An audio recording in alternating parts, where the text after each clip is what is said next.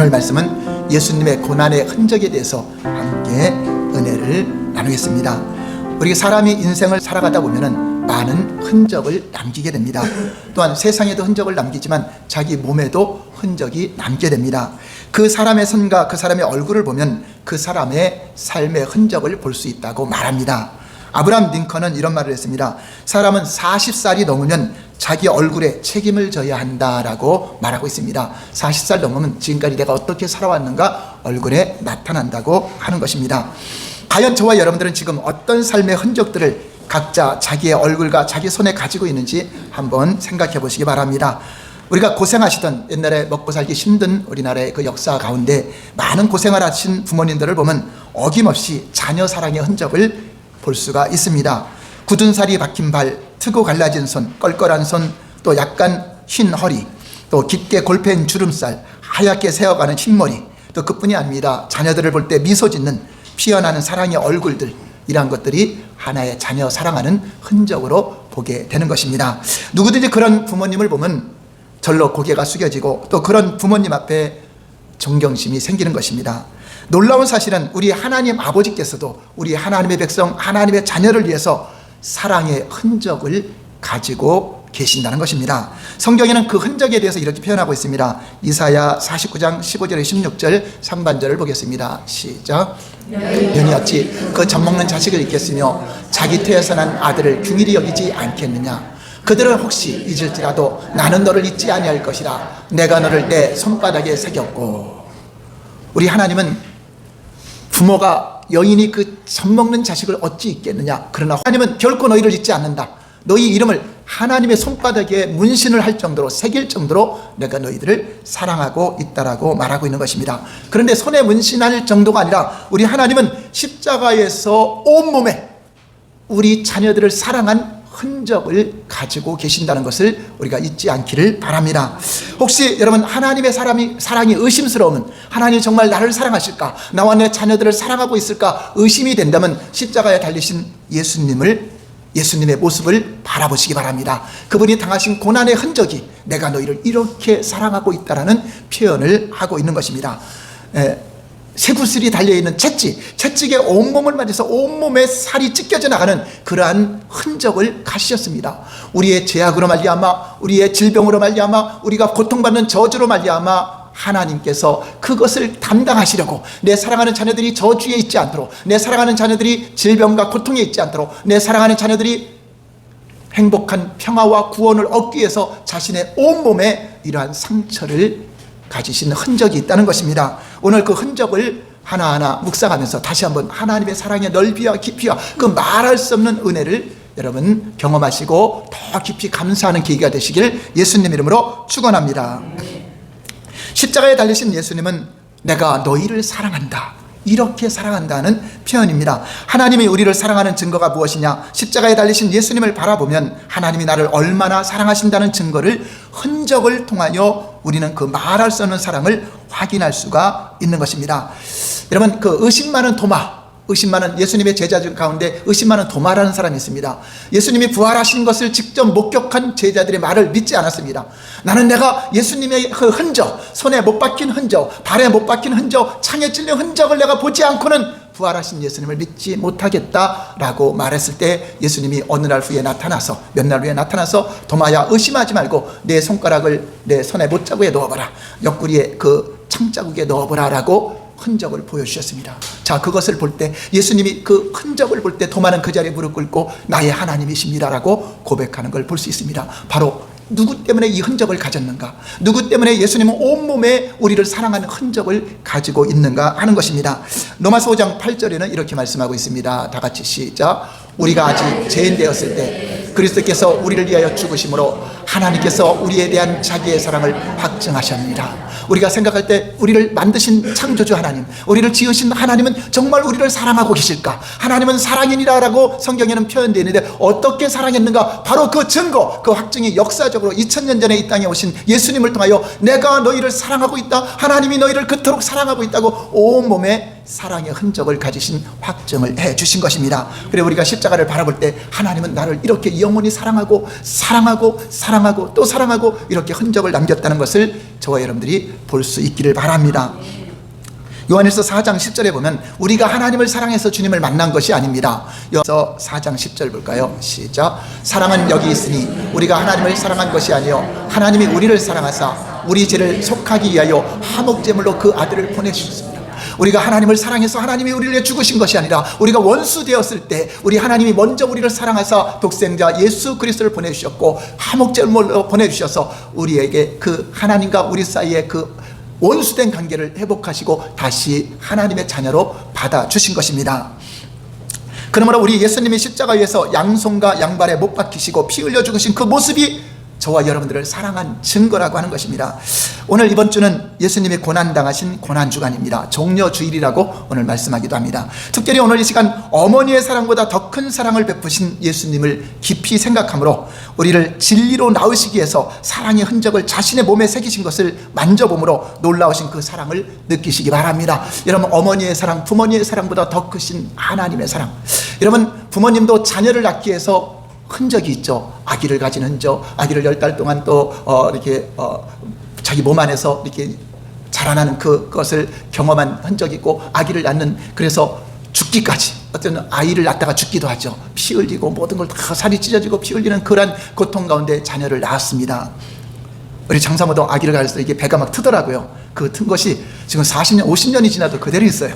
그렇죠. 아물지도 않고. 그래서 참 우리 아들을 낳기 위해서 영원한 흔적을 갖고 있구나 하는 것을 볼 수가 있습니다. 그런데 우리 예수님도 우리를 낳기 위해서 진리로 거듭나고 새로 태어나게 하기 위해서 예수님도 죽기까지 피를 쏟으시고 물을 쏟으시고 온몸이 갈기갈기 찢기는 그런 흔적을 가진 것입니다.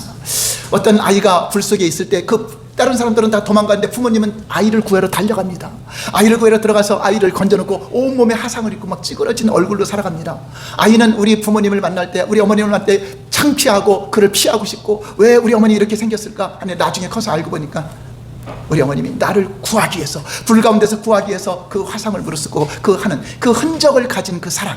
근데 우리 예수님은 죽으셨습니다. 우리를 구원하기 위해서 죽기까지 사랑하셨는데 그 흔적은 온몸에 다 나타나고 있다는 것입니다. 그럼 여기서 고난의 흔적이 여러 가지가 있지만 몇 가지만 의미를 살펴보겠습니다.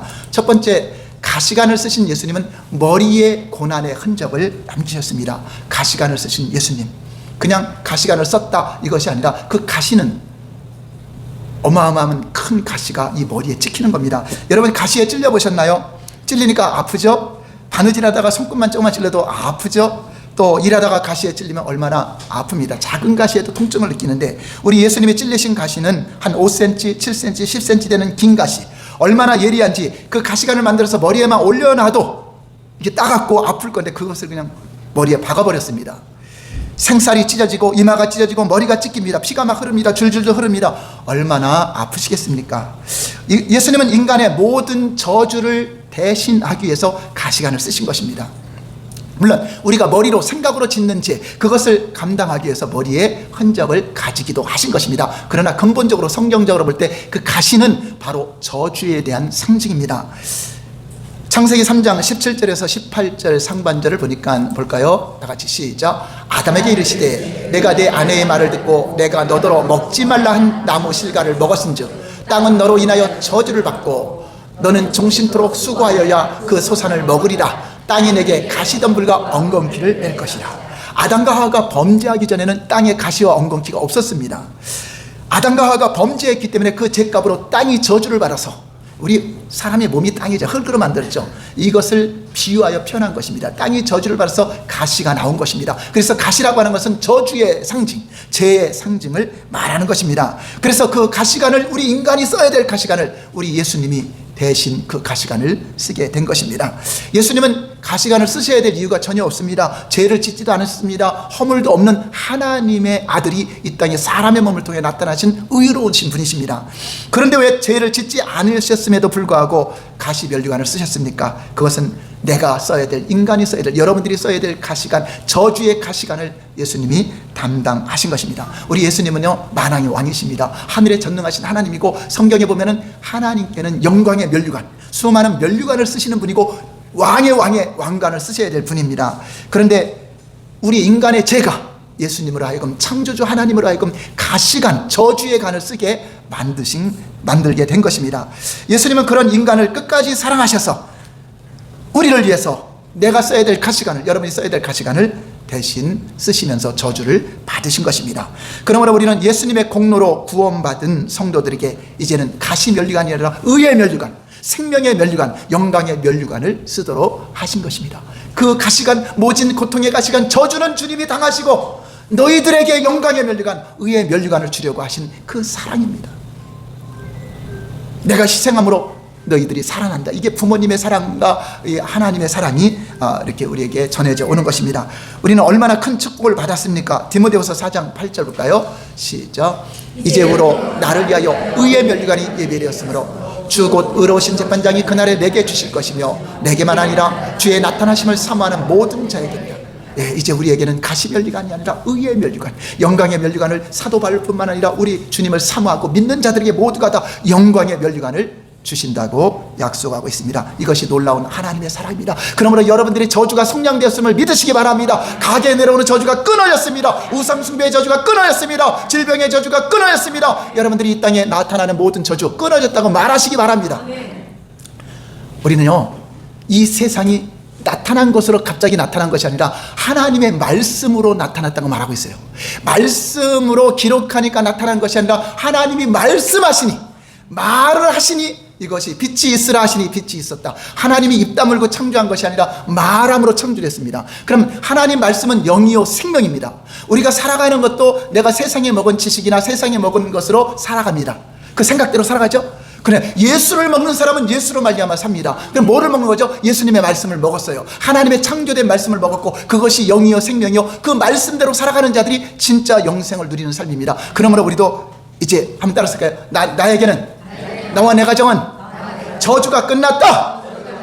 예수님이 담당해서 그렇게 말해야 돼요. 근데 아직도 저주 가운데 사는데요, 아니 그렇게 말해야 풀어지는 겁니다.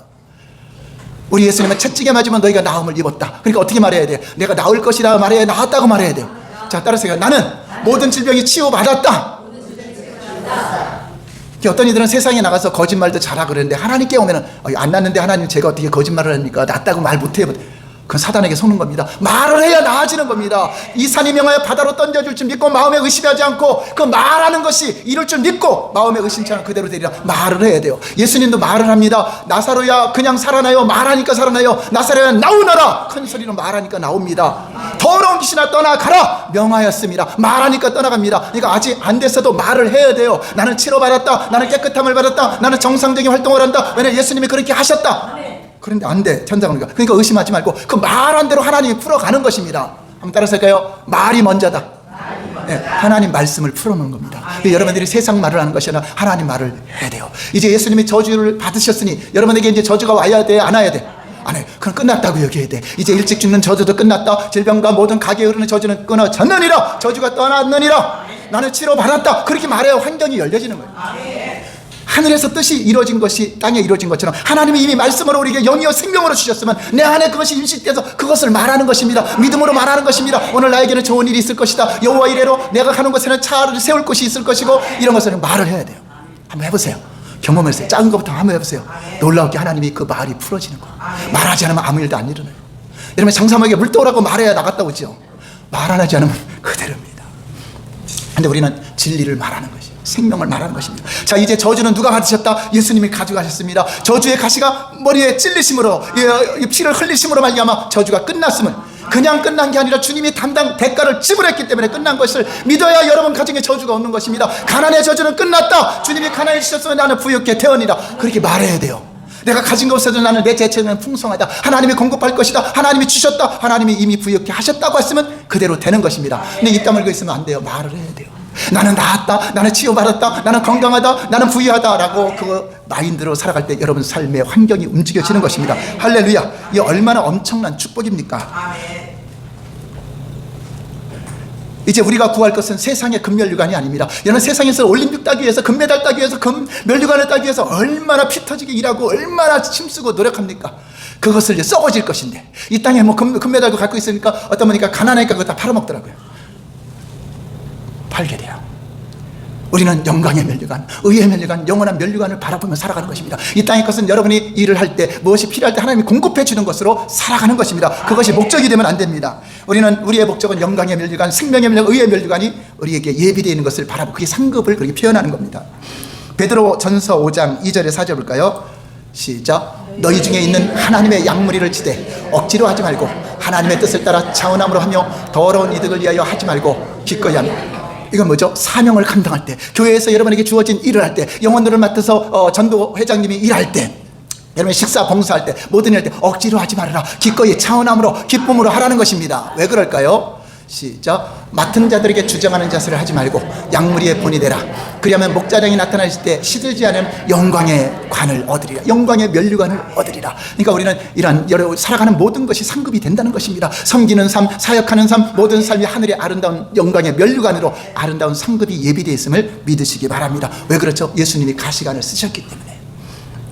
그러므로 저와 여러분들이 열심히 전도하고 열심히 양육하고 열심히 서로 봉사하며 사랑하며 예수님을 자랑함으로 말미암아 천국 가서 아름다운 면류관을 다 받으시기를 예수님 이름으로 축원합니다. 그러므로 우리는 온갖 시험과 환난 중에도 그 면류관을 쓸 것을 기억하시고 소망을 가지시고 능히 기쁨과 감사함으로 인내하시기 바랍니다. 요한계시록 2장 10절 볼까요? 시작. 내가 죽도록 충성하라. 그러면 내가 생명의 칸을 내게 주리라. 하나님은 그 충성하는 자에게 반드시 상급을 약속하고 있습니다. 그 상급은 이 땅에서 받는 이 상하고는 전혀 비교할 수 없는 영광의 상급입니다.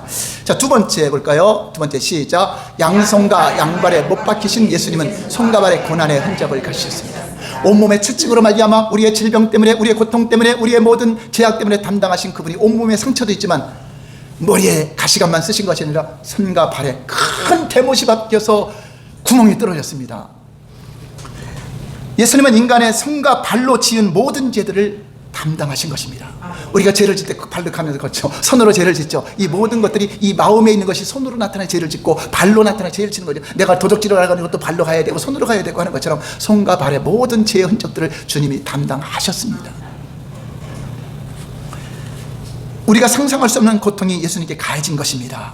그냥 보통 쬐그만 못이 아니라 십자가에 달려서 견딜 만한 아주 큰 대못이 준비되어서 두 발과 두 손을 못 박았습니다. 예수님의 손은요, 우리가 함부로 못 박을 수 있는 손이 아닙니다. 그 손은요, 천지를 만드신 손입니다.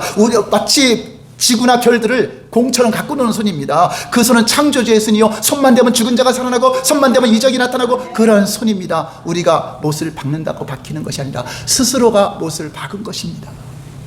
자기가 만든 피조물들을 통해서 못을 박아라. 왜냐? 내가 못을 박혀야, 내가 못을 박혀 죽어야 너희들이 살아난다. 그렇기 때문에 주님은 일부러 아마 못 박는 걸 머뭇거리면 자기 손으로 박았을 거예요. 왜냐? 예수님은 목수기 때문에 못 박는 걸 잘할 거예요. 근데 그래서 사람들에게 예수님을 십자가에 못 박을 수 있도록 훈련되고 준비되어서 정확하게 못을 박고, 그 발은요, 우주를 날아다니는 발입니다. 그 발을 못 박았어요. 꼼짝 못해. 왜죠? 우리를 너무나 사랑하시기 때문에. 내가 이렇지 않으면 너희들은 멸망할 수밖에 없고 그 죄 때문에 망할 수밖에 없기 때문에 이러한 흔적을 내가 가져야 되겠다고 우리를 위해서 손과 발에 못을 박은 것입니다. 그래서 부모님의 사랑이 아무리 커도 예수님의 사랑과 좋게 비교할 수 없는 것입니다. 여러분들이 실제 부모님과 같이 사니까 그걸 느끼지만 예수님 같이 살지 않는다고 느끼는 거죠. 보이지 않지만 함께 살고 있습니다. 실제적으로 역사적으로 이 땅에 나타나셨고 그분은 2000년 전에 골고다의 십자가를 직접 지신 분이십니다. 그리고 우리를 가족처럼 사랑하는 자녀, 또 사랑하는 또 부부관계로 또 사랑하는 친구처럼 대하고 있습니다. 그래서 요한복음 15장 13절을 보니까, 요한복음 15장 13절 시작. 사람이 친구를 위하여 자기 목숨을 버리면 이에서 더 큰 사랑이 없느니라. 여기서 친구라니까 세상 친구, 서로가 친구를 위해 죽는 그걸 말하는 것이 아니라 예수님을 표현한 것입니다. 내가 친구 같은 너희들, 가장 친하고 사랑하는 너희들을 위해서 죽는 사랑이 이 세상에서 더 큰 사랑은 없다. 바로 예수님 자신이 목숨을 내어드리는 그러한 사랑을 했다는 것을 보여주고 있는 것입니다. 사도 바울도 그래서 예수님을 만나고 그 흔적을 알고 예수님을 체험하고 나서 나도 예수의 흔적을 가져야 되겠다. 내가 예수 믿는 것 때문에, 복음을 전하는 것 때문에 이 땅에 살아가는 동안에 예수님이 당해야 될 고난을, 사도 바울도 수많은 고난을 당했어요. 채찍에 맞기도 하고 돌에 맞기도 하고 또 배고파서 굶주리기도 하고 온몸에 예수 그리스도를 증거하다가 수많은 상처가 있었어요. 갈라디아 6장 17절 볼까요? 시작. 이후로는 누구든지 나를 괴롭게 하지 말라. 내가 내 몸에 예수의 흔적을 가져라. 이 스티그마는 이 흔적인데 낙인을 찍는 겁니다. 여러분 말이나 이런 데 오케이 목장, 우리 목장의 소유라고 낙인을 찍는, 낙인을 찍는 것처럼 이 스티그마라는 것은 예수님 때문에 영원히 가는 흔적을 말하는 것입니다. 예수의 흔적을 가진 사람들은, 예수 믿는 데는 흔적을 가진 사람은 박해를 받죠. 죽음을 당할 수 있죠. 그럼에도 이것을 자랑하고 있습니다. 나는 예수를 믿는 그 흔적이 있다, 스티그마가 있다고 자랑하고 있습니다. 저와 여러분들도 예수 믿는 흔적을 나타내시기 바랍니다. 예수님 때문에 당하는 어려움, 예수님 때문에 당하는 고난, 핍박, 박해, 예수님 때문에 당하는 그 고난을 여러분 몸에 채울 때 이것이 큰 상급이 되고 영광이 되는 것입니다. 우리도 예수님의 사랑을 받았으니 우리도 사도 바울처럼 이 사랑의 흔적을 가지고 여러분들이 그 사랑을 살아가시기 바랍니다. 내가 그 모든 사랑을 하나님으로 받고 하나님으로부터, 여러분 예수님이 죽으신 것이 다른 많은 사람들을 위한 것이라고 생각하면 그렇게 크게 다가오지 않죠. 한번 따라서 그냥 나를 위해서, 나 때문에 우리 주님이 흔적을 가지셨다. 그렇잖아요. 여러분을 살리기 위해서 누군가 대신 죽었다면 그 사람에게 얼마나 감사하겠습니까? 얼마나 그 은혜를 잊지 않고 살겠습니까? 막 살겠습니까? 잘 살겠습니까? 잘 살겠죠. 여러분들을 위해서 하나님의 아들이 죽으셨습니다. 하나님이 내어주셨습니다. 하나님 자신이 우리를 그토록 사랑한다는 것을 보여줬어요. 그럼 우리의 삶의 가치가 얼마나 존귀해야 됩니까? 우리가 되는 대로 살아야 됩니까? 우리 주님이 대신 죽은 그 가치로서 우리가 새 생명을 얻었으니 얼마나 소중한 삶입니까? 여러분 한 분 한 분이 얼마나 소중합니까? 예수님이 대가를 치러서 여러분들이 구원받은 자입니다. 물론 세상에 있을 때는 버려진 자들이요, 지옥 갈 자들이요, 진노받을 자들로 있었지만 예수 믿고 여러분 새로운 인생을 살아가는 자들에게는 소중하고 보배로운 자들, 하나님의 눈에 넣어도 아깝지 않은 보석 같은 자들이라고 표현하고 있습니다. 그럼 여러분 그 귀한 신분입니다. 그 신분을 인정하시기 바랍니다. 그래 그 신분에 따르는 능력이 나타나고 신분에 따르는 권위가 나타나고 신분에 따르는 자원이 오는 것입니다. 할렐루야. 나는 아무것도 아니다, 나는 연약하다. 물론 우리가 주님 앞에는 죄인으로서 아무것도 아니지만 우리 하나님이 함께함으로 나는 왕권을 수행하는 하늘나라 대사요, 나는 왕권을 수행하는 하늘나라의 모든 사명자라는 걸 인식하고 살아간다면 나 하나의 삶이 얼마나 소중합니까? 여러분 앞으로의 계획을 가지시기 바랍니다. 하나님 나 같은 자를 구원해서 나 같은 자를 불러줬으면 앞으로의 삶이 하나님 나라를 위해서, 하나님의 뜻을 위해서 참으로 귀하게 살 수 있도록 하나님 도와주시고 계획도 가지시고 꿈도 가지시고 그 일을 이룰 수 있도록 존귀한 삶을 살아가시기 바랍니다. 예수 믿더니 새롭게 변화됐구나, 예수 믿더니 충성하는구나, 예수 믿더니 희생하는구나, 예수 믿더니 사랑하는구나, 이러한 사랑을 여러분 나타내시길 바랍니다. 우리가 원수까지 용서할 수 있는 비결이 뭐죠? 한번 따라서 억만 가지 제약을, 나의 억만 가지 제약을 예수님의 흔적을 통하여 용서받았으니 나도 용서합니다. 그래서 용서가 되는 겁니다. 여러분 죄송하지만 교회를 다녀도 누구를 용서 못한다면 그 사람은 용서 못 받은 사람입니다. 용서 못 받으니까 용서할 줄 모르는 겁니다. 또 누군가 사랑하지 못하면, 누군가를 용서하지 못하고 누군가 사랑하지 못하면 여러분 죄송하지만 예수님의 사랑을 모르는 사람입니다. 예수님의 어마어마한 말할 수 없는 사랑을 받은 자라면 반드시 그 사랑을 하게 돼 있어요. 긍휼히 여기게 돼 있어요. 배려하게 돼 있습니다. 요한일서 3장 16절 볼까요? 이것은 예수 믿는 사람만이 가능한 것입니다.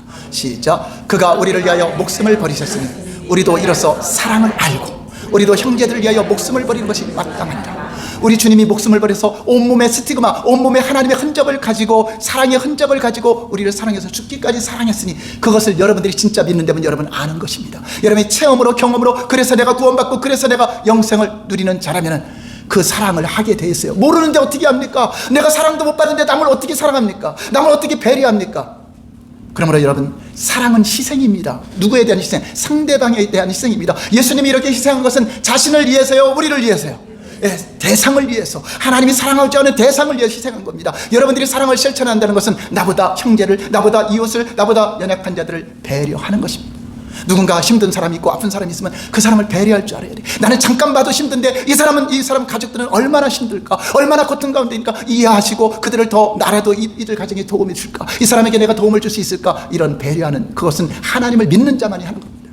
그리스도의 형상을 가진 자만이 사랑할 수 있고 희생할 수 있고 섬길 수 있는 것입니다.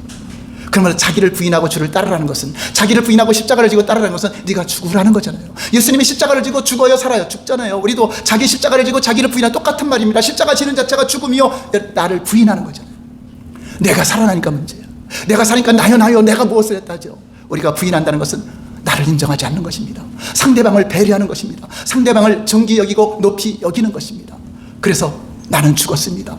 내 안엔 예수로 말미암아 사는 것입니다. 그러니까 예수님의 사랑이, 예수님의 온유가, 예수님의 겸손이, 예수님의 은혜가 상대방에게 전달되는 것입니다. 이런 사람이 진짜 그리스도인이라고 하는 것입니다. 그래서 여러분 힘든 사람, 어떤 사람, 여러분 배려하세요. 감사하세요. 그러므로 내가 이렇게 아무런 힘들지 않고 살아가고 호흡하는 것에 감사하고, 걸을 수 있으면 감사하고, 볼 수 있으면 감사하고, 감사하지 입에서 불평과 원망이 나오면 안 돼요. 그거는 남을 배려할지 모르는 사람이 불평과 원망이 나오는 것입니다. 내가 죽고 한 달에 내가 죽고 예수로 말미암아 사는 삶, 그것이 우리 주님이 우리에게 사랑을 주신 이유라고 하는 것입니다. 용서받았기 때문에 용서할 수 있는 능력이 있고, 사랑을 받았기 때문에 사랑할 수 있는 능력이 있어요. 근데 교회를 10년, 20년, 30년 해도 사랑할 수 없는 건 내가 사랑을 못 받았다는 증거요, 용서를 못 받았다는 증거이기 때문에 그 사람은 100년을 교회 다녀도 지옥 가게 되어 있는 겁니다. 사랑을 알아야죠. 사랑을 받았어야 돼요. 그럼 어찌하든지 내가 말하는 것이 남에게 상처를 주지 않을까, 내가 말하는 것이 누군가에게 상처가 되지 않을까, 이런 생각을 하셔야 되잖아요. 되는 대로 말하는 것이 아니다. 어쨌든지 우리 성도들 간에 내가 말한 것에 누군가가 상처가 되지 않도록 이런 기도도 하셔야 돼요. 믿음으로 말하고 복음을 말하고 하나님의 말씀을 말할 때 그 말이 여러분 삶을 움직이고 풀어가는 것입니다. 믿음의 선진들은 예수의 흔적을 남기기 위해서 복음을 전하다가 때로는 물벼락도 맞고 때로는 불벼락도 맞고 또 많은 고통과 죽음까지도 맞이했지만 굴하지 않고 피하지 않고 그 길을 걸어갔습니다. 우리는 어떤 교회를 다닌다고 믿음으로 생활하는데 어떤 어려움을 당할 수 있어요. 그럴지라도 나를 부인하고 그리스도의 사랑으로 박해를 받아도 복음을 전하고, 그것이 사도 바울처럼 우리가 예수의 몸, 예수의 흔적을 우리 몸에 갖는 것입니다. 오늘 우리도 기쁨과 감사함으로 주를 위해서, 예수의 흔적을 교회를 위해서, 주를 위해서 남기시는 저와 여러분 되시기를 예수님 이름으로 축원합니다. 자, 세 번째 볼까요? 시작. 창에 찔리신 예수님은 옆구리에 고난의 흔적을 가지셨습니다. 예, 손과 발에만 또 큰 구멍이 난 것이 아니라 이제 창으로 옆구리가 찔렸습니다. 요한복음 19장 34절 볼까요? 시작. 그중 한 군인이 창으로 옆구리를 찌르니 고 피와 물이 나오더라. 옆에서 찔린 것이 아니라 높이 달리신 예수님을 창으로 찔렀기 때문에 심장이 터진 것입니다. 학자들은 말합니다. 물과 피는 가슴 주변과 심장이 터져서 나온 것으로 보고 있습니다. 예수님은 심장이 터질 정도로 고난을 받으신 것입니다. 겉에만 몸에만 스티그마가 있는 것이 아니라 이 몸속에 있는 심장까지도 우리 주님인 우리를 사랑한 스티그마가 있다는 것을 여러분 기억하시기 바랍니다. 나를 그토록 사랑하셨구나. 심장이 터질 정도로 사랑하셨구나. 예수님은 온몸의 채찍과 온몸의 모든 그런 고난의 흔적도 있지만 이 안에까지 물과 피를 다 쏟으시는 그런 흔적을 가지신 것입니다. 예수님의 고통을 제가 말로 표현할 수 없어요. 근데 시편 기자가 예수님의 그 앞으로 오실 그가 받으실 고통에 대해서 잘 표현했습니다. 시편 22편 14절 15절 볼까요? 시작. 나는 물같이 쏟아졌으며 내 모든 뼈는 어그러졌으며 내 마음은 밀랍 같아서 내 속에서 녹았으며 내 힘이 말라 질그릇 조각 같고 내 혀가 이 천장에 붙었나이다. 주께서 또 나를 죽음의 진토 속에 두셨나이다. 밀랍 초를 녹여서 만드는 그것처럼 내 마음이 녹아져서 감당할 수 없는 그런 상태를 이렇게 표현하고 있는 것입니다. 누구 때문에? 여러분 한 사람 한 사람을 위해서. 세상에 수많은 사람들이 이 사랑을 몰라요.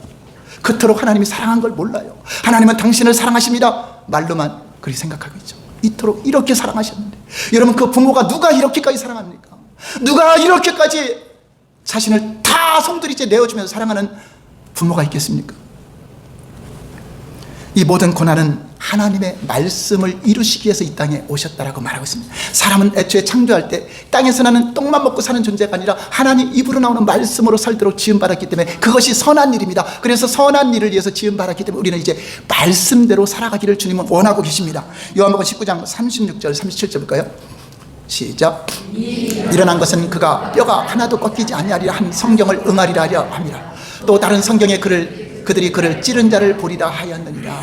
자, 이 예언된 것이 이루어졌는데 예수님의 삶은 말씀대로 살아가는 삶이요, 말씀대로 이루어지는 삶이요, 죽어서도 말씀이 이루어졌다. 예수님의 고통이 얼마나 크셨는지.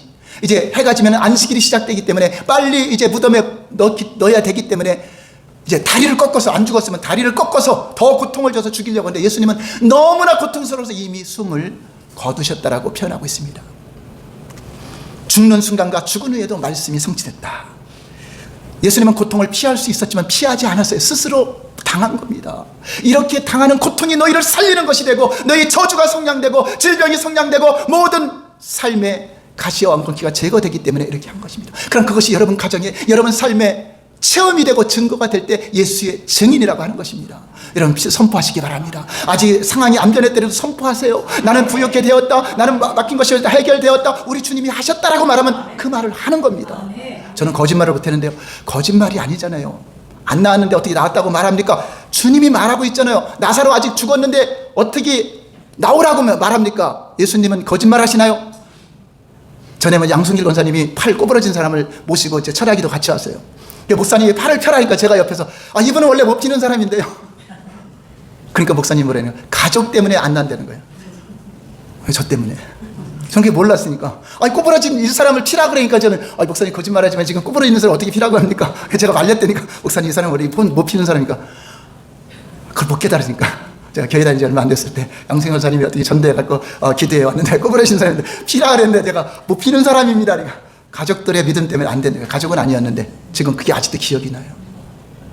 꼬부랄 때 말해야 돼요. 펴라고 해야 돼요. 주님은 꼬부랄 때 펴라 그랬잖아요. 일어나라. 내 자리를 들고 일어나라. 걸어라. 아직 안 일어날 때는 말을 하니까 풀어지는 겁니다. 우리는 오늘 풀어질지 내일 풀어질지 모레 풀어질지 몰라요. 말을 하는 것입니다. 그래서 기도로 말하고 하나님께 말할 때 여러분 자녀들이 풀어져 나가잖아요. 그런데 말도 못하면 안 되잖아요. 어떤 사람은 백만장자의 반열에 서서 선한 영향이 올 줄 알아도 말도 못해 말도 그런 기도 한 번도 해본지 못한 사람은 그걸 이상하게 볼 거예요. 이왕이면 아브라함같이, 아브라함은 310몇 명이나 되는 자기 재산을 지키는 사람이 있었어요. 여러분 한 명이라도 있어요? 여러분 보디가드? 그 복을 받으라고 성경은 말하고 있는데 그 설교를 하면 그거에 대해서 비아냥거리고 그거에 대해서 거부하고 왜 성경이 말한 걸 믿지 못해요? 하나님은 백만장자니 억만장자라도 해줄 수 있는 분이잖아요. 그분의 자녀면은 그보다 더한 것도 구할 수 있고 더한 것도 말로 풀어놔야죠. 그러면 여러분 대 아니라 자녀들에게도 이거는 영향이 준다는 것을 믿으시기 바랍니다.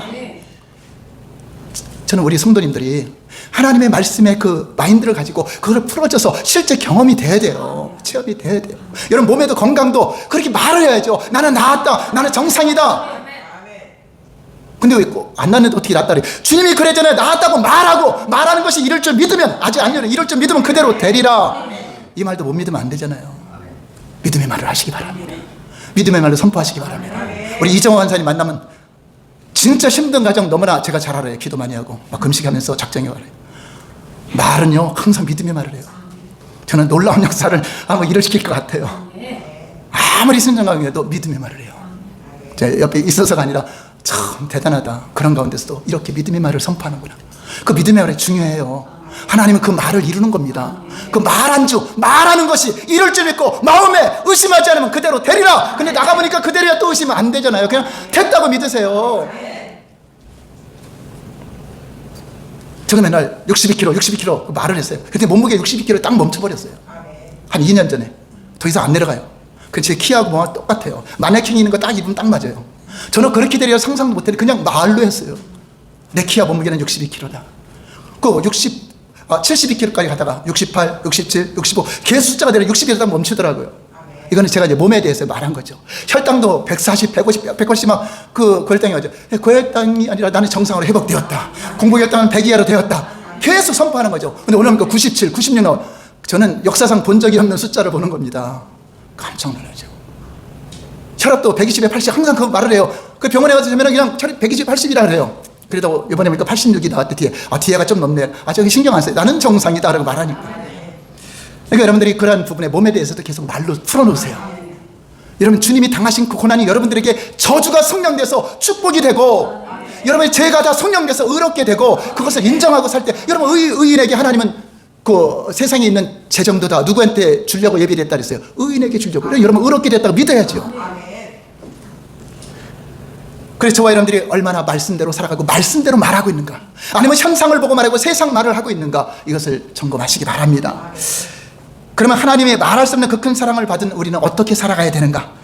예수님이 말씀에 순종해 살아간 것처럼 우리도 할 수 있습니다. 이제 말씀대로 살 수 있는 능력이 주어졌습니다. 그거는 뭐죠? 사랑할 수 있는 능력이 있고, 용서할 수 있는 능력이 있고, 헌신할 수 있는 능력이 있고, 희생할 수 있는 능력이 있고, 자기를 부인할 수 있는 능력이 있고, 남을 배려할 수 있는 능력이 있고, 남을 축복할 수 있는 능력이 주어졌음을 믿는 것입니다. 할렐루야! 그러한 삶이 우리 주님의 죽음에 헛되지 않는 삶이 되는 것입니다. 결론입니다. 하나님의 사랑이 무엇이냐? 사랑이 무엇이냐? 한마디로 만들면 상대방을 위한 희생입니다. 저와 여러분들에게 사랑이 무엇이냐? 남을 배려하는 거, 이웃을 배려하는 거, 이웃을 존중하는 거, 그들을 위해서 나를 주장하지 않고 내가 오른밤을 만들어도 왼밤을 돌려줄 수 있는 그러한 그리스도의 사랑이 여러분 안에 있다면 그 삶을 살아가는 자가 예수님의 그 죽음에 헛되지 않는 삶입니다. 여러분들이 열받고 해서 내가 승리하고 그거는 실패한 겁니다. 배려하시고 축복하시고 섬기시고 예수의 흔적을, 그것 때문에 받는 흔적을 여러분 몸에, 교회를 위해서 예수님의 고난을 여러분 몸에 채우는 것이 하늘의 면류관의 상급임을 믿고 기쁨과 감사함으로 살아가는 우리 모두가 되시기를 예수님 이름으로 축원합니다. 기도하겠습니다. 이 시간